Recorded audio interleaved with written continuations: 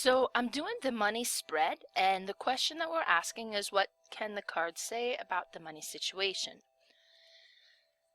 For this reading, I will be using the Witch's Tarot deck, and this spread, the money spread, has 5 cards. So I'll just go over the position real quick here. The first card is here, and it's the current financial situation or relationship to the money.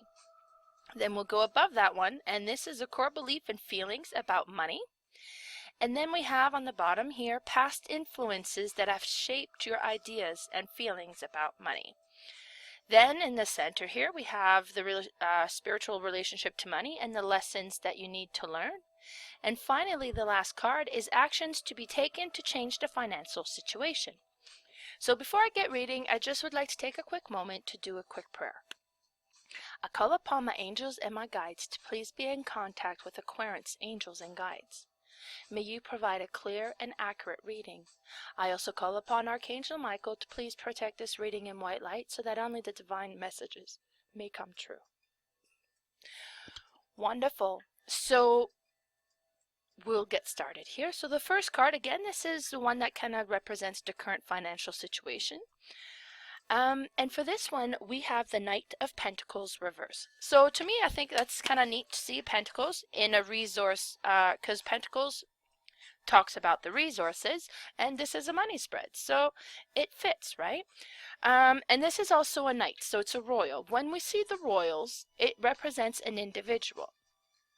Page would be can either represent like a child, somebody with childlike energy, or somebody who's at the beginning of an event, but this is the knight. So the knight represents a young adult, or it could be somebody who's got kind of adolescent type energy about them.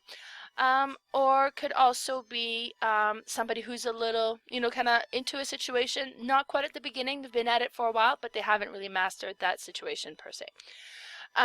So in this case, now, when I kind of view a knight, I kind of think of somebody who's kind of very quick action, very high energy, but tends to kind of maybe think things through after the fact. So with this particular card, the knight in the reverse situation, it is talking about there being obstacles in your path. This is a time to take a very careful look at the whole situation, and then at that point methodically start to work through the situation. It will take some time.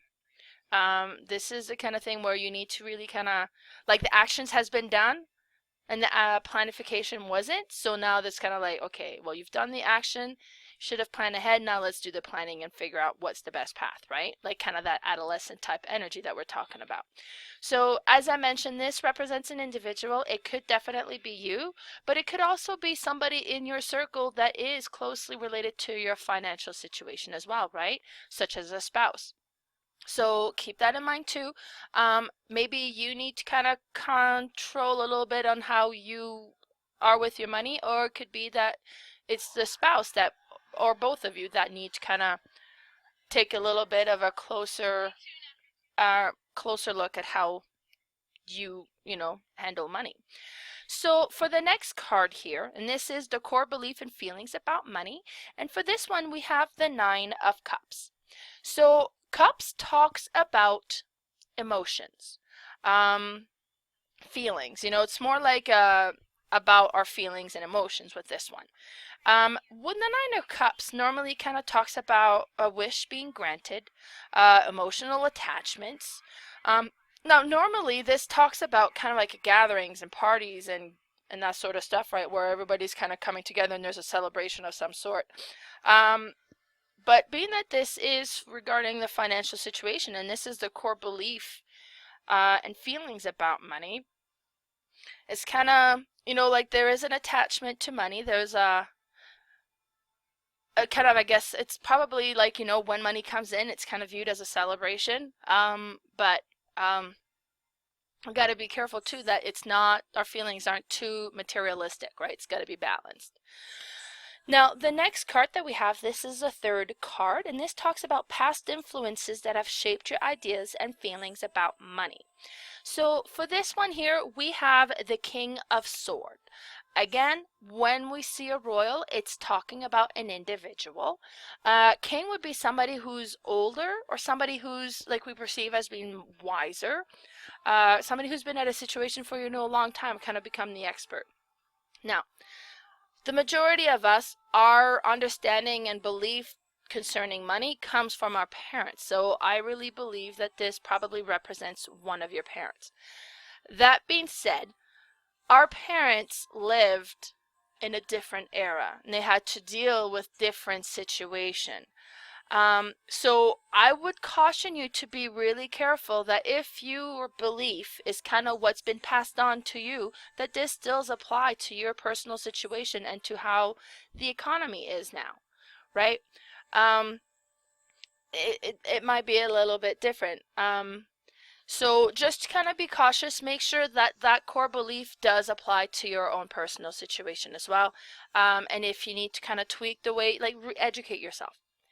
So the next one here that we have is the spiritual relationship to money and lessons that you need to learn. For this one, we have the Seven of Cups in the reverse situation. Again, cups is an emotional, touchy-feely, or it's kind of like the feeling sweet. The Seven of Cups in the reverse situations talks about being careful when making a decision. It's kind of cautioning you to be careful not to make decision for another, because that might come back to kind of bite you in the butt a little bit. But it can also talk about being indecisiveness, fantasy illusions. So when it comes to lesson, it's kind of like be careful that you make your decision for yourself and other people involved make decisions for themselves as well, not to kind of decide for others, because that can create some repercussion a little bit there. But you do have to deal about the indecision. You're going to need to kind of figure out exactly what options you're selecting, what you're concentrating on to focus, right?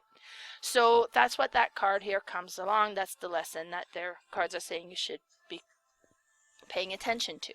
Now, for the final card in this spread, we have, it's about the actions that needs to be taken to change the financial situation.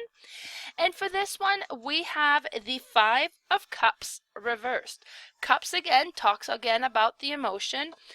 In the Five of Cups in the reverse situation, this talks about loss, remorse, minor depression, sadness.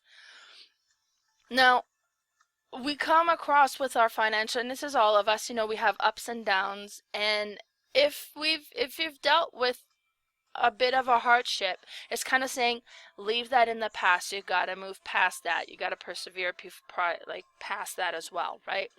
So you really need to kind of, the actions kind of like clean slate, learn from the mistakes. If there was any mistakes, that's where the reevaluating of your situation will kind of show you. Make a clear plan of what you need to do, and then keep moving forward. Leave the past in the past where it belongs. Okay, well, I hope this reading resonated with you. Have a blessed day.